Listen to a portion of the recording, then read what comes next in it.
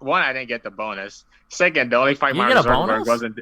I didn't get the bonus. That's They give the criminal. bonus of 5 people, and I was not one of them. Hey guys, it's Jack, and today I have a special guest with me.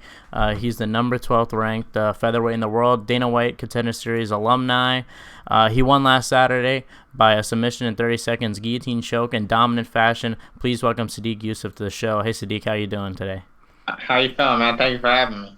Yeah, thank you, of course. Thank you for coming on. It's an honor to have you. So, first, I kind of want to start from the beginning. First, obviously, you were supposed to fight the 17th against Giga Cancelled. I'm curious to know, how did you find out that he was actually going to pull out of the fight? My coach just called me about a week. I think it wasn't the week of the fight. It was the week right before that, maybe around Tuesday or Wednesday. And they said, yeah, I think he's hurt. They're not exactly sure what happened.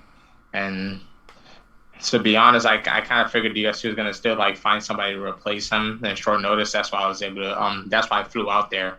I was hoping they was gonna find somebody. It was there was a lot of miscommunication. You know what is last minute cancellations, there's a lot of scrambling around. So I didn't really get the right kind of communication with my freaking dog is they're Oh, going crazy. it's all good. We all. There was a lot of miscommunication with the management and stuff like that. So I didn't know that the fight was officially off until I actually got out there.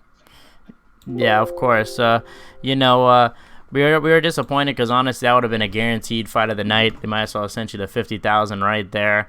That's a fact. But yeah, so obviously, like I assume, obviously you must have been very disappointed that you were replaced with that you had to fight someone now that was not ranked and that wasn't even in the UFC, I believe, right? So, was there any temptation to just not fight at all or wait for a better Um, opponent? well, a little bit, but to be honest, I signed for that fight with Giga like maybe 4 months in advance, so like it was a lot of preparation to actually fight. A lot of people don't understand the kind of stuff that goes into a training camp, and that kind of preparation, I don't want to just let it go to waste, especially since I've had times in the past where I wasn't fighting often because I was either sick or I had other problems going on. So I couldn't let it go to waste. I was like, yeah, please just find somebody that made sense. As long as it made sense, it was all right. Like the it can't be such a drastic change from who I was meant to fight in the first place, and it can't be like another specialist. As Mm. long as it's like a traditional MMA fighter, I was okay with it. Yeah. Yeah, okay. Well, obviously, fast forward to the fight, you started with a frantic pace, knees to the body, and then eventually you got it to the ground and submitted him. I mean, it looked easy. It didn't even look like you broke a sweat. Did you expect to have such a dominant performance? I never, to be honest, I never expect like finishes. I got a lot of finishes in my career, but I don't train for them. It's just it naturally comes out just because of the way I fight. But I was expecting to be dominant. I have a lot of belief in myself, but I was expecting more of like a technical, like striking battle, or even if it was a brawl. I still expected to come out on top, but I didn't expect a 30-second finish. Yeah, well, I was about to say, this is your first submission victory for those that don't know. How did it feel to finally have a submission victory to show that you're not just a really good striker, but also could submit people on the ground?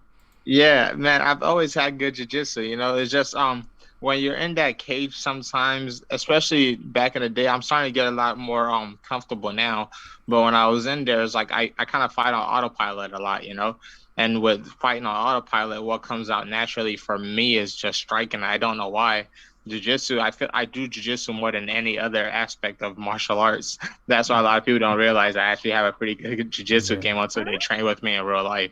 So it felt good just because I wanted to make my coaches happy. It's like a running joke at the gym because there was like a writer that graded my grappling and gave me like a C- once before, and I've never been able to live that joke down at the gym. Everybody brings it up. There's like, yeah, so you're gonna C- to the point now where like when people come visit, we're in jujitsu class. Like I said, with jujitsu is what we do the most, and they're expecting easy rolls, and it's always the same thing every time. Like, man, you can actually grapple, man. Like you're so Yeah. it feels good to actually be able to show it off in the fight.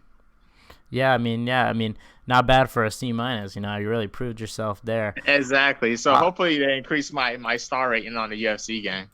Yeah, I was just about to say, I was playing. I was actually playing as you're usually my one of my go-tos for the game actually, and I was gonna say like they better bump that rating up because I need to start winning with the.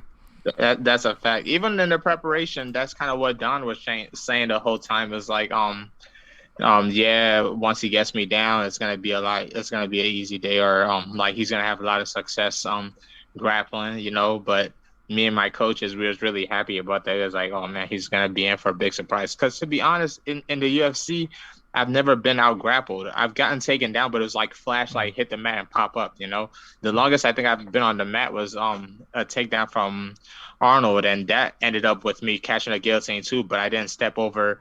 I didn't step over and finish it. So my coach is always like, hey, next time you get a guillotine, you better fucking jump, Because at the gym, I always jump.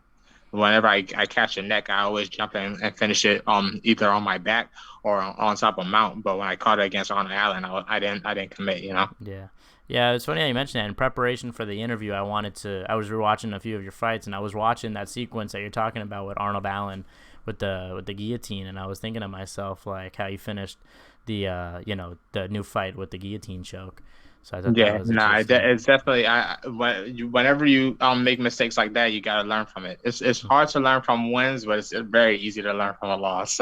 Yeah, yeah. Of course, that's what they're for. Losses. But obviously, a lot of this event was really talked about a lot because as you know, Mark Zuckerberg bought out the whole event. How did it feel fighting in front of like not just fans but also no media there? Like, Yeah. what was the difference there for you? To be honest with you, I've always told people I like it when there's no fans. To like, the fans for me. People always ask me about my contender fight. I fought on the stop.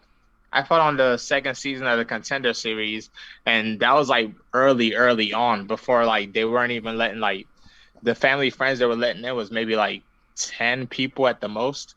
Like so it was very, very quiet. It felt like sparring, you could hear every single hit. You could hear your other opponent's corners, stuff like that. And I like it because to me, the closer I could feel towards training, the more comfortable I'm gonna feel out there. So without the crowd and stuff like that, it just feels like another day at the gym, like another day of practice. The crowd is fun for like the walkout. The crowd is fun for like celebrating after a victory. But when it comes to actual aspect of fighting, I feel like most people don't care about the crowd.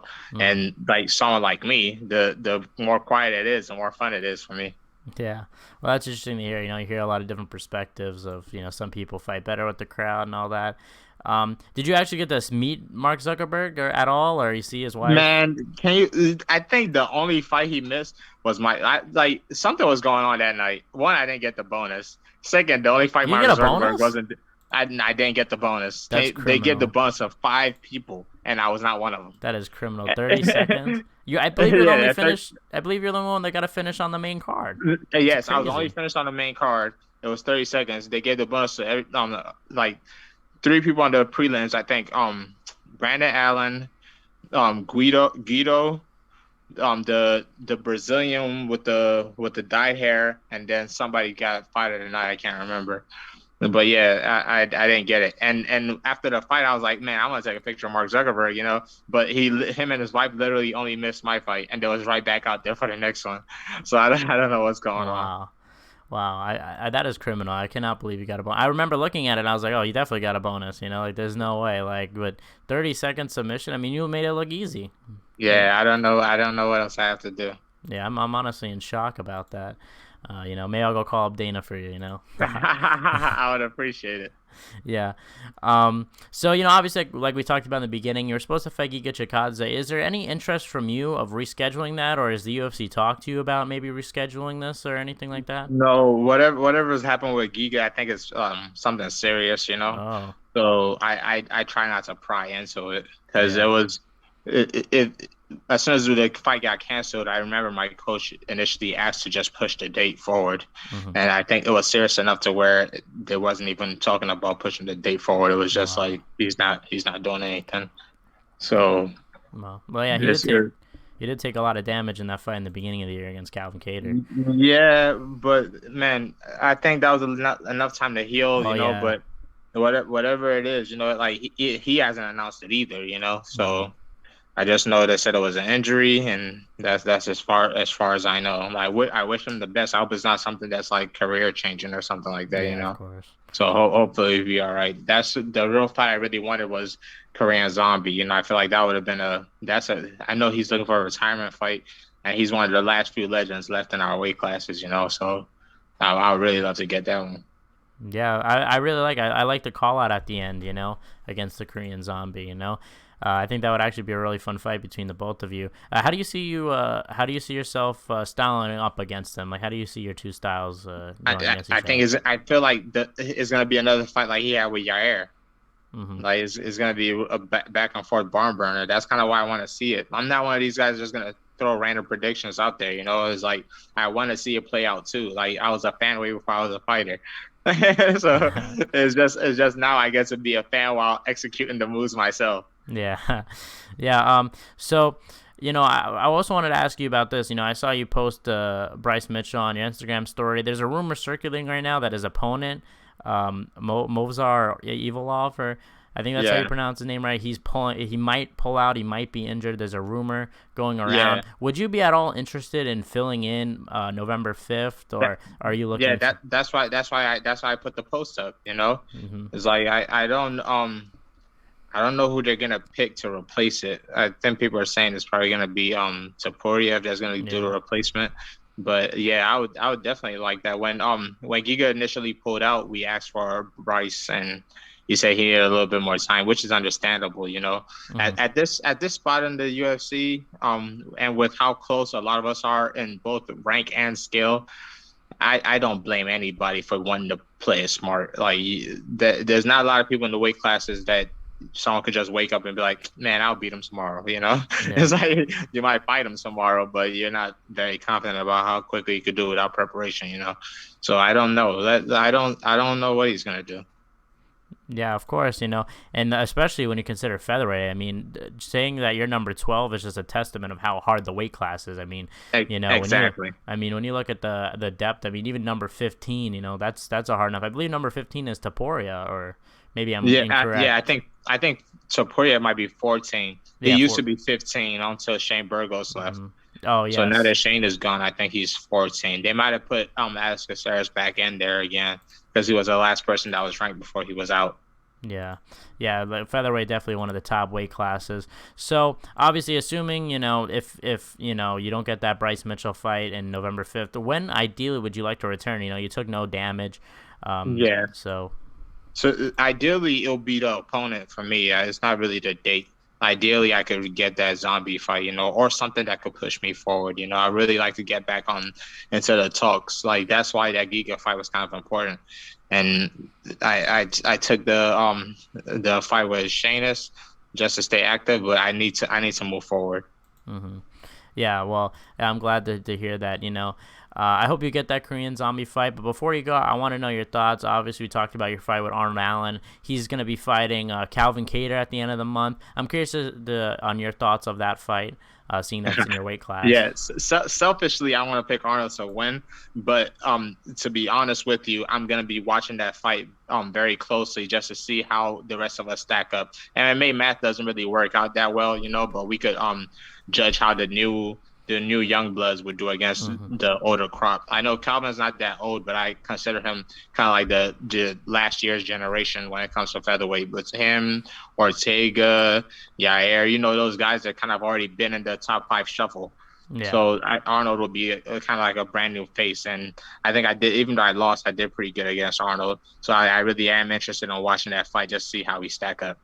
I was confident in him being Hooker though, but I would like to see Uh, what it looks like against Calvin.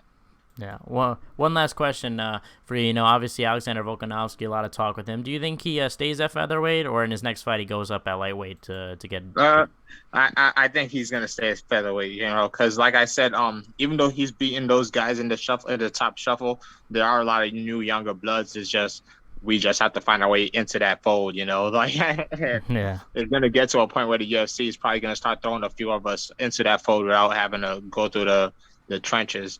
And if I was him too, I'll be looking at lightweight because let's see if he's gonna fight Emmett. I think Emmett. Who else? Yair. those are still two good matchups for him. So yeah, actually I take that bet. Yeah. He has to beat Emmett or Yair. If he beats Emmett or Yair, then it makes sense for him to switch weight classes, but for now he still has work to do. Yeah, and I agree with you 100%. I mean, featherweight is such a deep weight division that, I mean, there's so many guys that hasn't fought. I mean, that's just in the top 10. That like Arnold Allen, he hasn't fought Calvin Kattar, hasn't fought a bunch of these guys. I mean, like I said, the rankings are just insane. I mean, it's just the that weight division is just has so much depth into it. But thank you for coming on once again, Sodiq. I hope you get that Korean Zombie fight. I think it's possible. I think they're gonna have to start mixing and matching, like you guys said, a lot of you guys, because a lot of these guys are starting to fight Alex. So we kind of need a few guys going up there. So if you want to shout out any social media before you go, if you want to plug anything. Everything is Super Sadiq. TikTok, Instagram, Facebook is all Super Sadiq. I'm gonna be coming out with an email list pretty soon, but I haven't set it all up yet, just so I could get a closer interaction with like my true fans and like followers. And I'll be sending like videos and stuff like that, how my day goes. Right now, the one I use the most right now is probably TikTok. I go live on TikTok a lot. But yeah, that's about it, man. Thank you for having me, champ. Of course, thank you. Good luck in the future, everybody. Ladies and gentlemen, this is Super Sadiq Yusuff. Goodbye, guys. Peace.